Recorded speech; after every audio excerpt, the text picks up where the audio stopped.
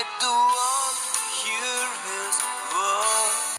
सबको जय मसीह की। सुबह के समय हम एक वचन अध्ययन करेंगे जो दूसरे तीमुथियुस की पत्री पहले अध्याय के 7वें वचन से है। क्योंकि परमेश्वर ने हमें भय की नहीं पर सामर्थ्य और प्रेम और संयम की आत्मा दी है।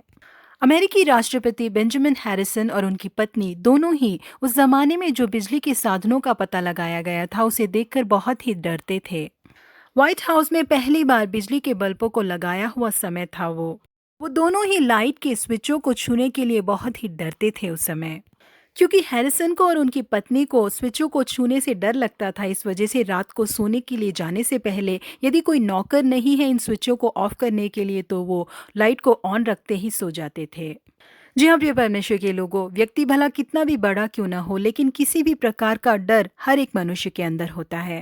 आज भी कुछ ऐसा ही समय चल रहा है कि हर एक व्यक्ति के अंदर एक डर है।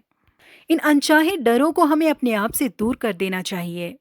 एक बार चेले जब नाव में यात्रा कर रहे थे तो जोर से तूफान उठा और नाव लहरों में डगमगाने लगी। यीशु मसीह भी उनके साथ ही थे, लेकिन वो नाव के अंदर सो रहे थे।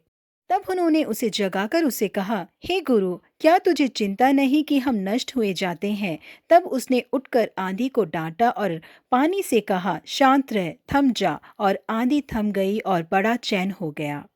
जी हाँ, प्रिय परमेश्वर के लोगों, आज हम जिन हालातों से गुजर रहे हैं, भले ये परिस्थितियां बहुत ही खतरनाक हो, लेकिन इससे हमें बिल्कुल भी घबराने की ज़रूरत नहीं है। क्योंकि यीशु मसीह हमारे साथ ही है। और जब वो हमारी परिस्थितियों को आज्ञा देंगे तो वो शांत होकर थम जाएगी। क्योंकि यीशु मसीह ने हमसे वायदा किया है कि देखो, जगत के अंत तक मैं सदाकाल तुम्हारे साथ हूँ। इसलिए परिस्थितियों को देखकर हमें बिल्कुल भी डरने की जरूरत नहीं है, क्योंकि तूफान को और पानी को शांत करने वाले परमेश्वर हमारे साथ हैं। वो हमें सारे खतरों से छुड़ाकर सुरक्षित रखेंगे। प्रभु आप सबों को आशीषित करे। Have a blessed day.